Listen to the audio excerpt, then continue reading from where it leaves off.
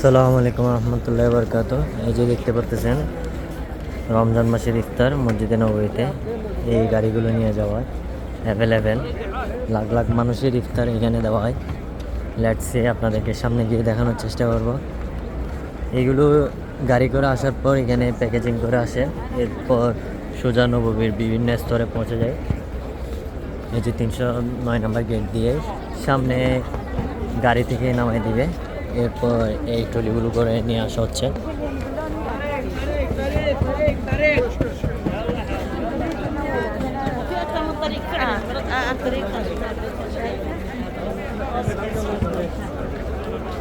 এই যে কিছু এই দিক দিয়ে নিয়ে যাচ্ছে।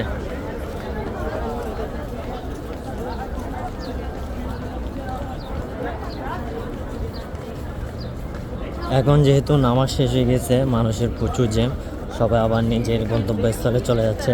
কেউ কেউ আসতেছে এমন, কারণ এখানে যেহেতু জনসংখ্যা বহুল এলাকা, ম্যানেজ করা যায় না। যার যখন ইচ্ছা আসে, যার যখন ইচ্ছা চলে যায়। তবে অনেক বেশিরভাগ ক্ষেত্রে যারা আসরের সময় আসে তারা আসার পরে যায়।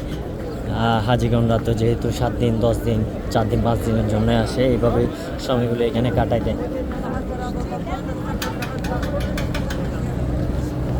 আল্লাহ তাআলা আমাদের সকল মুসলমানকে একবার হলেও এই মক্কা মদিনায় ইফতার করার তৌফিক দিন।